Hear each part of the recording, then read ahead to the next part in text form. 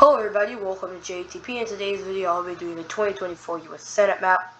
And before we get started, make sure you like, subscribe, and yeah. So I'm just gonna quickly fill in the safe Republican states. So that's not Montana, I'm sorry. We know these states would go safe.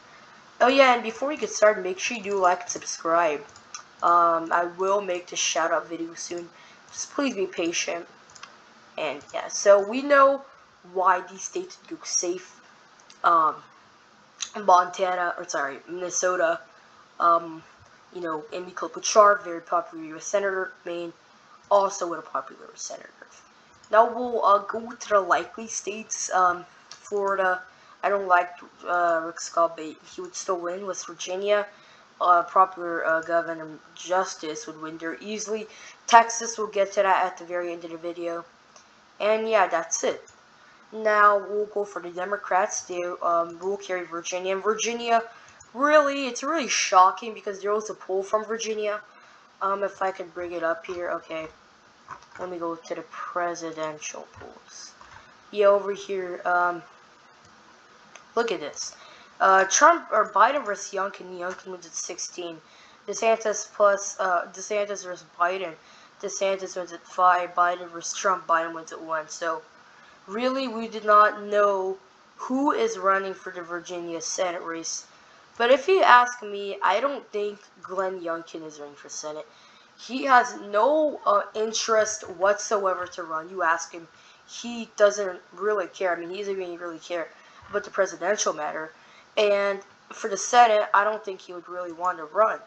Maybe he could run for president 2028, but I really don't see him running for Senate, Youngkin 2024 Senate. I don't know if he would really be willing to take the risk, especially against Senator Kane. New Jersey would go likely Democrat. I think he's going to trend red a little, especially with Menendez on the ticket. Mexico would go likely, Pennsylvania as well, because of Bob Casey Jr. Michigan would have gone likely, but since Garland Gilchrist, the lieutenant governor of Michigan, is not running, I would say it goes leaning Democrat. We don't know who the nominee is, but I do think a generic Democrat would win the state with 3 to 4 points. And same with Wisconsin, Tammy Baldwin, it's pretty popular, and I do think she would do something like what Tony Evers did, do good in the Dreyfus area, better than him. But I do think it would be closer than Evers' margin, of course, especially with a presidential race here.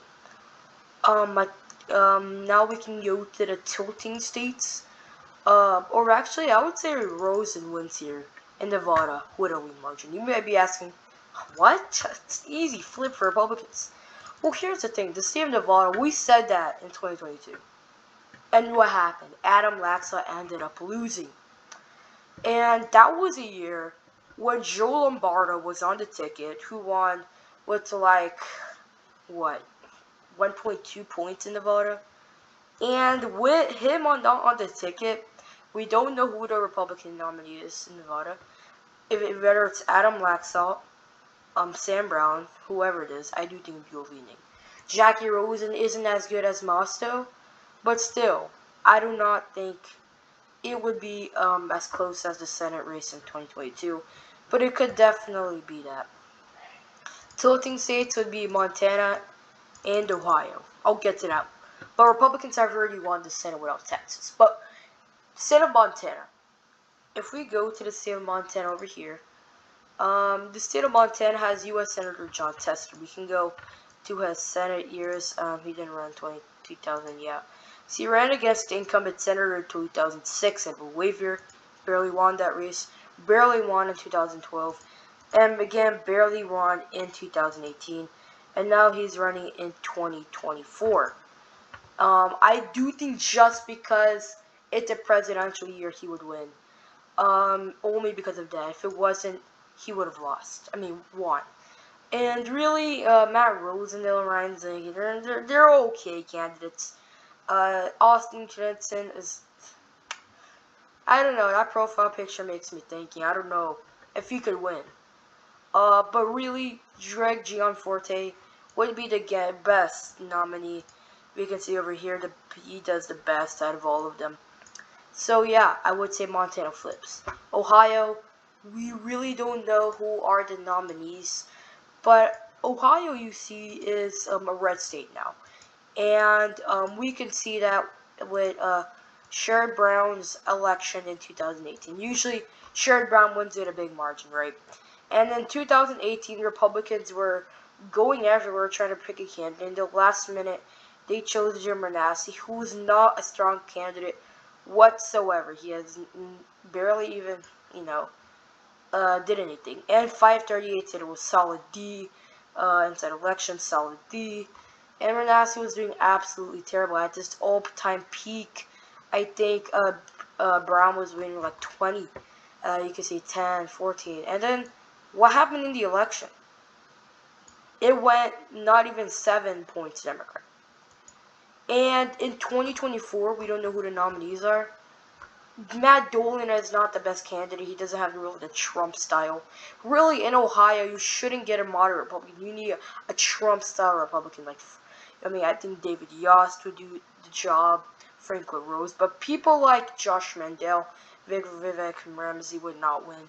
Matt Dolan's in between. And I think only because it's a presidential year, Matt Dolan would win. And then we get to the state of Arizona. I'm saying it goes to a Republican. Yes, Gallego was leading in some polls. We can go over here in the Senate. Or Gallego. But we can go to the race here in Arizona. We can go to the Republican primary. It's a really lots of candidates. If you ask me, Republicans should not choose Robson, Masters, Lemon, or Doug Ducey. I mean, never mind. He's not even running. Why I say that is because Sinema is going to steal those voters. If they choose someone like Kari Lake, yes, Kari Lake is not really the best candidate, but she would probably do the job only because of Krysten Sinema, Andy Biggs, or Mark Lamb. They would likely get lots of, Sinema wouldn't really steal much votes from them. As you can see over here, according to the hypothetical polling, Kari Lake does the best. So in this case, I would say Kari Lake wins, barely. I mean, we can go over here. A Democrat polling says Lake wins. Blueprint polling says Lake wins.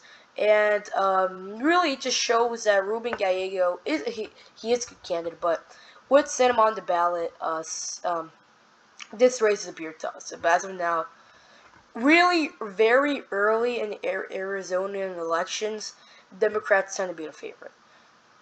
Yes, I'm not saying that they're likely to not win. I mean, we could see in 2022 they won easy, but from the very beginning, they underestimated Republicans by like 3 points. So, in this case, I would say Arizona barely goes red, but lots of things could change, and they could end up going even leaning a likely Democrat. Then we go to the state of Texas. Usually, I would say the state goes likely Republican, but here's the thing. All right, Scott Kelly, Mark Kelly's brother, is considering an election run, and that's danger. I mean, the Kelly dynasty could be forming, and he could get lots of voters. But even if he does, I would say Texas goes leaning. But as of now, if he doesn't run, he said he might do it. I don't know if he will. If he doesn't, Texas goes likely. So, really, Arizona, I'll leave it as a toss-up because that's just my sense. If you want a prediction, I would say it goes tilt to Republican or so. But I'm leaving it as a toss-up for now. I would say 51% Republican, 49% Democrat. Or, let me rephrase that. 41% Democrat, Republican, 39% Democrat, and I believe 20% independent. Chances of winning. So thanks for watching today's video. I hope you enjoyed. Make sure you like, subscribe. And yeah, I'll see you on the next video.